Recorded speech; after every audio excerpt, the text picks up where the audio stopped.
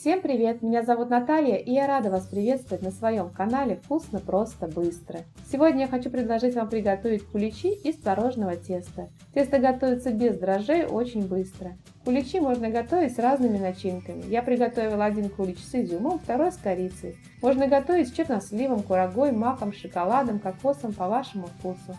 Куличи очень вкусные, мягкие и ароматные. Данное количество ингредиентов рассчитано на один кулич диаметром 13 и высотой 10 см. Вес у кулича получается разный в зависимости от начинки. Давайте приготовим. В чашу вливаем одно яйцо, добавляем щепотку соли, 100 граммов или 5 столовых ложек без верха сахара, 10 граммов или 2 чайные ложки ванильного сахара. Ванильный сахар можно добавлять по вкусу. 60 граммов или 6 столовых ложек растительного масла, 200 граммов мягкого творога. Чем жирнее творог, тем лучше. У меня творог жирностью 9%. У меня творог мягкий, без крупинок, легко растирается пальцами. Если у вас творог с крупинками, то лучше сначала протереть его через сито. Перемешиваем все вместе блендером до однородного состояния.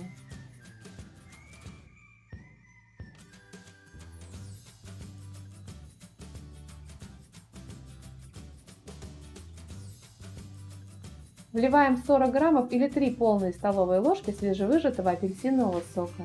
Перемешиваем до однородного состояния. Апельсиновый сок в данном рецепте можно заменить 2 столовыми ложками свежевыжатого лимонного сока. Просеивая, добавляем часть пшеничной муки и 8 граммов или 1,5 чайные ложки разрыхлителя для теста. Перемешиваем до однородного состояния.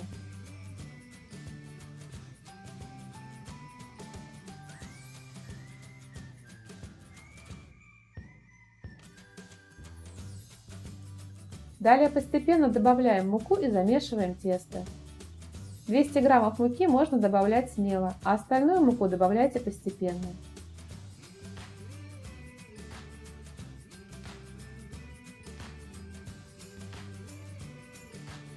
Мне понадобилось 240 граммов муки, но вы смотрите по своему тесту, так как творог у всех разный по влажности и вес яйца может быть разный, поэтому может понадобиться немного больше или меньше муки.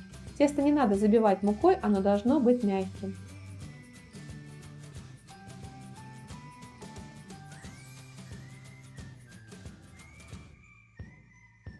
Кажется, что слегка оно липкое, но при этом не липнет к рукам. Накрываем тесто крышкой или пищевой пленкой и даем ему отдохнуть минут 10-15. Начинку можно делать разную. Я для начинки беру 80 граммов изюма. Изюм я заранее промыла и просушила.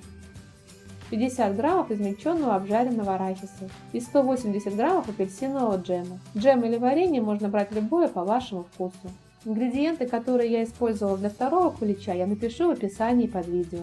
Кулич я выпекаю в разъемной форме диаметром 13 см. Бок формы я закрываю тефлоновой лентой, вместо нее можно использовать пергаментную бумагу. Через 40 минут после выпекания я форму в духовке накрываю пергаментной бумагой и продолжаю выпекать кулич еще примерно 40 минут. Далее кулич готовится достаточно быстро, поэтому не забудьте включить духовку нагреваться до 180 градусов. Рабочую поверхность присыпаем слегка мукой и выкладываем тесто.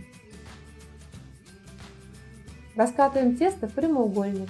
Скалку и тесто тоже можно присыпать мукой. У меня получился прямоугольник размером 42 на 30 см, толщиной примерно 3-4 мм. Сначала весь пласт смазываем джемом. Если вы будете готовить кулич с корицей, то вместо джема смазываем пласт растопленным сливочным маслом.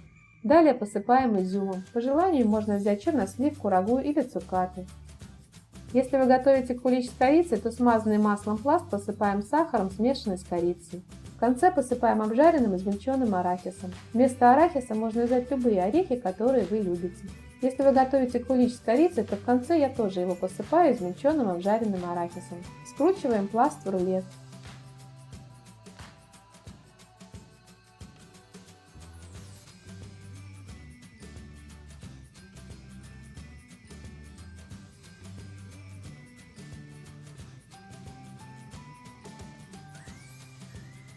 Край и концы защипываем.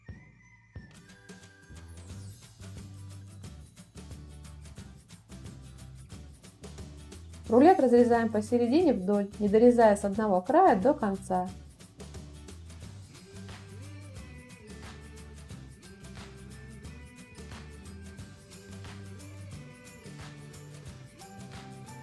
Скручиваем спиралью одну половинку рулета. Делаем круг нужного вам диаметра.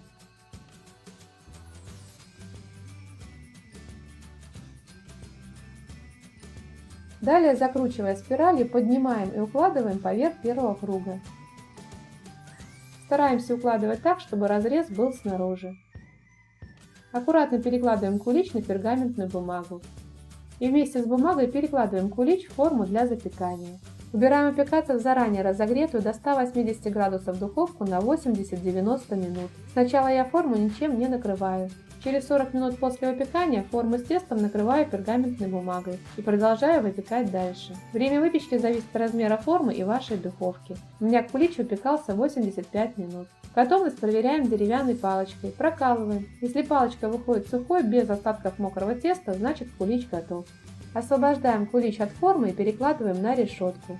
Убираем тефлоновые полоски и пергаментную бумагу. Оставляем остывать на решетке до комнатной температуры. Куличи получаются очень красивыми как снаружи, так и в разрезе. Вкусные, ароматные, советую вам их приготовить.